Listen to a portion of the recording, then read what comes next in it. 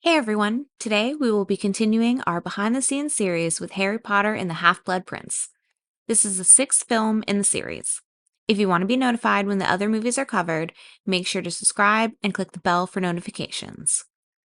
Let's begin with Ignore me completely. Bonnie will scream. Okay. Shut it! And then everyone goes, vroom. So you're all ignoring Dan. The Half-Blood Prince's copy of the Advanced Potion Making textbook was made in several different sizes.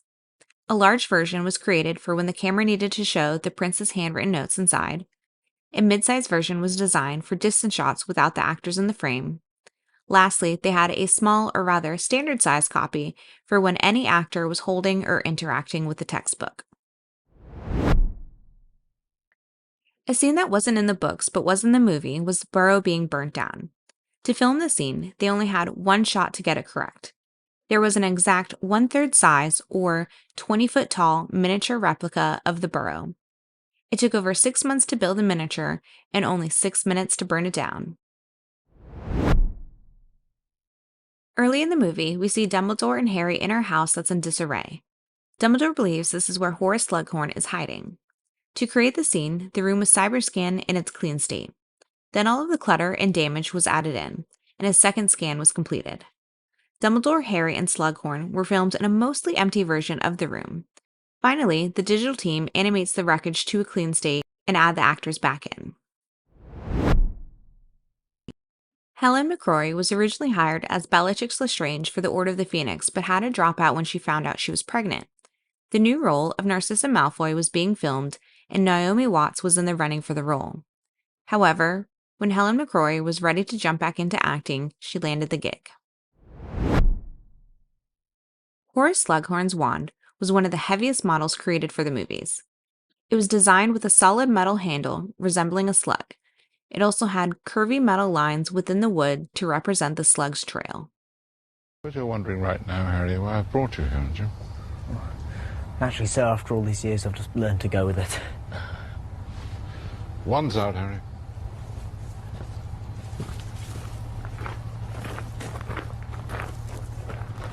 Number! Sorry. A team of 31 artists worked together to create the Inferi. The scene in the cave with all the Inferi in the water took roughly 45 weeks to create, and all of this work was done for 2 minutes of screen time. There are 2 child-sized Inferi among the group, suggesting what Voldemort might have done to the children he took to the cave while he lived at the orphanage. He may have gone back after starting at Hogwarts and made sure his secret spot stayed secret. For the Quidditch scenes, actors were filmed in their full Quidditch uniform on rigs that had brooms on them. Fans were then blown on them to create the illusion that they were flying. However, a lot of times, these fans made the uniforms go in a way that didn't make sense for the scene and would be digitally altered after the fact. In the cave scene, there is a basin filled with a potion protecting the locket Horcrux. In order to drink the potion, a scoop or cup needed to be created. There were around 60 prototypes made for the drinking cup before they landed on the crystal-style cup. When Lavender Brown became more than just a background character, an open casting call was held. Over 7,000 girls auditioned for the role. Jessie Cave was cast after her improv session with Rupert Grint acting as Ron.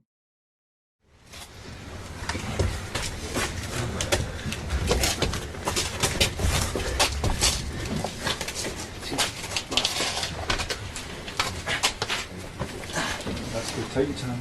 Yes. Sure. Yeah. I think that's quite funny though that she's Yeah, no, scared of I might getting get it. through the shoulders first, that's all right. Yeah, no, that's cool. Of course it is. I can get like that. Okay. Yeah, that's good. The Lavender Brown and Ron Weasley kiss took about 7 takes to film. Daniel Radcliffe jokingly yelled, "Cut," during one take so they would have to go again. Bonnie Wright's first scene shot as Ginny Weasley for this film was the kiss scene with Daniel Radcliffe. Luckily for them, they were the only 2 actors on the Room of Requirement set during filming. The props department made over 2,000 different items for Fred and George's Weasley Wizard Wheezes joke shop. While there were plenty of empty box items, there were still several you could hold in your hand, like love potion bottles, puking pastils, and fainting fancies. James Phelps, the actor who played Fred Weasley, wanted to learn a bit more about what happens behind the scenes of making a movie. During this film, he became an assistant director to learn. Of course, those who were used to acting with him had to joke around with him and ask him to run and get things for them. Keeping in line with Slughorn being a bit unconventional, his Christmas party wasn't styled with the typical Hogwarts Christmas decorations. While the room was still colored in red, green, and gold, the set and prop designers wanted to go with an Asian style. It's the equivalent to watching, if you're a football fan, it's like going to watch your team live in the flesh. It's not only do you get to learn endless things, it's just a joy to watch them. Whilst Draco's busy unsettling the peace, he's missing out on all the fun. In the book, Narcissa Malfoy has blonde hair, but they went with a different route for the movies. She was given a dual color of blonde and dark brown. The dark brown represents the family roots she has with the Black family, and the blonde represents the family she built with the Malfoys. Dave Lagano, who played Fenrir Greyback, was known to play guitar and a mouth organ when he had downtime on set. Tom Felton would often join him, and they would have jam sessions in their trailers. The Quidditch scenes have come a long way since the first movie, but it's still a very time-consuming task. It took around 6 months for the visual effects team to create a quick moment of Ginny Weasley doing a barrel roll on the Quidditch pitch. Ralph Fiennes, the actor who played Voldemort, had a family member join the HP roster. His nephew, Hero Fiennes Tiffin, was cast in the role of young Tom Riddle. He was the 11-year-old version we see in flashbacks at the orphanage. Frank Delane, who plays the 16-year-old version of Tom Riddle, had to alter his look for the role. He needed to wear blue contacts, a wig, and a lot of pale makeup to lighten his skin tone to match the previous versions of Tom Riddle. Aren't we? We're going to do a very quick transfer dark mark. It's very simple. Put it on, and we spray it with water, and hopefully it comes out. Obviously, Emma doesn't normally have a dark mark because she's not a Death Eater. I'm on the right side. There we go. Ta-da. Ow. There you go. That's my dark mark. Dark mark. Meant to be going out for dinner tonight. I might cover that up. In the book, we read about several different pensive memories to gain some backstory on Voldemort's past. These were included in the original script but were cut by the director to save on time and what were thought to be unnecessary scenes for the movie. During a table read of the script, JKR mentioned to David Heyman that Dumbledore wouldn't say a particular line at the start of the movie because he's gay. This was news to everyone, and the line was written out. The set designers went to Quartz Crystal Caves in Switzerland and Salt Crystal Caves in Germany to study the look and properties of the caves. They used both kinds of imagery in their creation of the Horcrux Cave.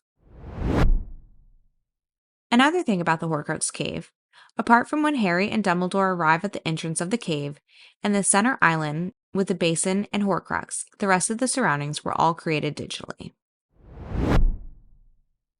When Jim Broadbent came to set to film Professor Slughorn and saw Tom Felton, he excitedly called him Pea Green. When Tom Felton was only 7 years old, they both appeared in a movie together called The Burrows, in which Broadbent was his father and Felton's character's name was Pea Green. This school of witchcraft and wizardry uses gas for their Bunsen burners. Interesting. Can't be gas. Very strange thing that they've done. Imagine Dumbledore on the phone to the gas board. Yes. What time will he be round? You know, just check the meter. In the scene where Rupert Grint drinks the poison mead in Slughorn's room, his mouth is filled with fluffed egg whites to create the foam coming out of his mouth. Also, just before this, we see him fall off the couch while Harry speaks with Slughorn. This was a blooper that was too good to cut out of the film. Daniel Radcliffe had to film scenes late at night for several weeks, meaning he slept during the day. During this time period of altered sleep schedule, he suffered from nightmares of falling off of buildings. Michael Gambon decided not to read the books so he wouldn't be disappointed by portions of the story that were cut or altered. Because he didn't read the books, he was completely shocked when he got the script and found out that Dumbledore died in the end. He quickly had to ask if that was it for him in the movies and was told that he'd be coming back for Deathly Hallows. While filming scenes with the iconic beverage butterbeer, the actors were actually drinking a fruit soft drink. The soft drink used in the glasses was a British brand called J2O. Maggie Smith, who played Professor McGonagall, was diagnosed at age 74 with breast cancer. She didn't want to back away from the series and chose to undergo chemotherapy treatment and still come in to film all of her scenes for this movie. Okay then, let's talk about sports, shall we? Which sport would you most like to master? Cricket. Golf. Football. Boxing. Table tennis. Darts. Shoulder jumping. Karate. Martial arts. Football. Golf. Rock climbing. Some kind of martial art that meant I could kick everyone's ass. Yes, well, I guess we know not to mess with Emma now, don't we? This movie included a lot of scenes where it was just Harry and Dumbledore. This meant that just Daniel Radcliffe and Michael Gambon were on set for over 2 months of filming alone. During the cave scene, Harry was to help Dumbledore drink a potion that's protecting the Locket Horcrux. This potion was actually a mixture of water and milk so that the cameras could pick it up better. In an early draft of the script, there was a scene where Ron and Hermione would have their first kiss. Thankfully, the scene was cut, saving the big moment for Deathly Hallows Part 2. Another thing in an early draft was Harry taking Dumbledore's wand after he fell from the tower. This scene was written before the Deathly Hallows book was released. The book came out shortly before filming began, and this was cut from the script as Voldemort getting the wand was a massively important part of the story. Harry Potter asked Luna Lovegood to accompany him to Professor Slughorn's Christmas party. The dress Luna wears took around 2 months to make. It was designed to make you think of a Christmas tree and was paired with earrings like a star tree topper. This was something that Amanda made me for my 18th birthday, and you very sweetly, she got everyone to write me a little message. But what's really interesting is what's on the other side, which is the continuity photographs from the very, very first film. So this is what we all used to look like, and it's absolutely hysterical if you just look like, if I look at my hair, look how pale, and Bonnie, and Tom, Jamie, Josh. This is how I first remember you, coming in for your screen tests. So weird. And Rupert. Very strange. And Dan, look at them all. I think it's Rupert and Matt who've changed the most. Yes. During the flashback scenes of young Tom Riddle, there is a green tint added in. This was done as a nod to Voldemort's connection with Slytherin. Green is also associated with dark curses like Avada Kedavra. A movie later than the books, Ron Weasley finally got to try out and join the Gryffindor Quidditch team. Rupert Grint had to undergo several months of stunt training before filming his Quidditch scenes. These scenes are not only filmed on brooms, but also involve trampolines. When Severus Snape was a student at Hogwarts, his potions professor and head of house was Horace Slughorn. Jim Broadbent, who was brought on to play Slughorn, is actually 3 years younger than Alan Rickman, who portrayed Snape. There's a scene over the Christmas holiday where Harry and Ginny are sitting on a couch together at the Burrow. She's trying to feed him a sweet when Ron squeezes in between them. It took over 20 takes to get it right because everyone kept laughing while filming. This film required the use of 27 different owls.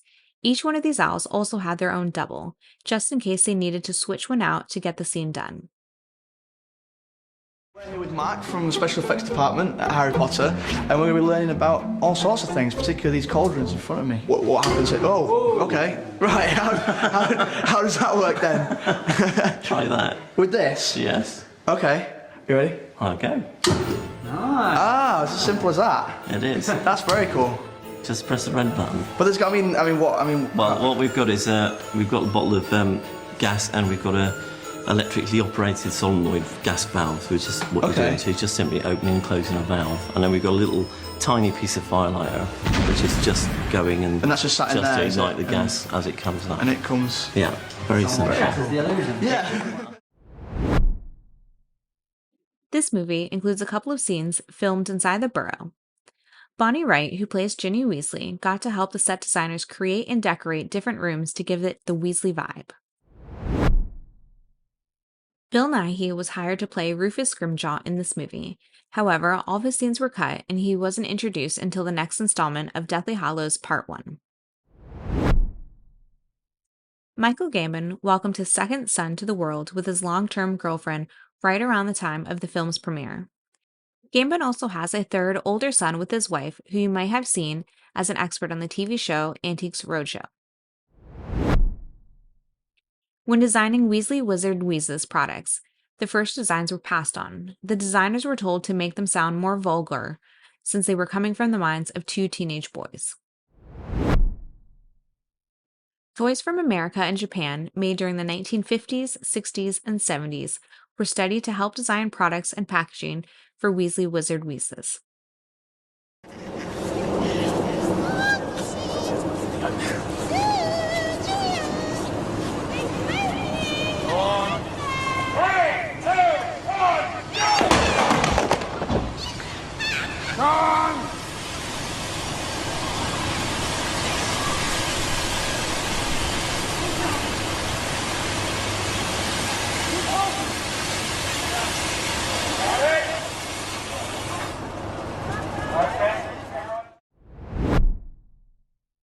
A new Aragog was made for his funeral scenes. This one was made with urethane to have translucent properties, and each hair you see on the model was manually added in. Crew members wore black armbands when filming the funeral scene to show respect for the giant spider. A second, smaller version of Aragog was also made. They needed this one to film scenes with Hagrid to have proper proportions compared to Slughorn and Harry. Christian Coulson, who played young Tom Riddle in Chamber of Secrets, was interested in returning for the flashback scenes. Unfortunately, David Yates thought he was too old for the role now that he was nearly 30 and the scenes of Riddle were meant to be around 16. When Hermione smells a love potion in Slughorn's classroom, the smoke color changes with what she smells. Green for grass, orange for parchment, and blue for spearmint toothpaste. Toothpaste was not mentioned in the books but was added into the movies to match the scene at the Burrow where Ron tries to wipe a bit of toothpaste off of Hermione's face. When filming scenes in Diagon Alley, there are several uncredited actors seen throughout. There is an extra of a boy at a chestnut stand that you may recognize. This boy will go on to play Albus Severus Potter in the final scenes of the series. He's getting attached to the harness now, safety first. We're going to see how well he does catching the ball, being thrown at him at lightning speeds, jumping perilously high. Oh, and an excellent catch. Look at that, spectacular. Here comes another. He looks ready. Here we go. Oh, almost in the face. Almost got him in the face. Not so good. Oh, but there we go again. Smooth. Make it look easy now. He's still got enough breath to talk as well. Ron's the keeper in this. I've got to practice all these different saves. Chest. Slap down save. That's spectacular over there. That's liquid Quidditch. Oh, God, no, that's got him in the face. We've got to see the instant replay. Take that back. Oh, right in the face. Looks great in slow motion. Oh, he was looking so good up until that point. So there you have it. 50 behind-the-scenes facts about Harry Potter and the Half-Blood Prince. Hopefully you've learned a few things about the movie. Let me know in the comments if you have any other fun facts. Thank you for listening and making it to the end of the video. If you enjoy the video and want to support the channel, please consider giving a like and drop a comment. You can also subscribe for more videos. I'll be back again soon with another video, but until then, keep enjoying the magic.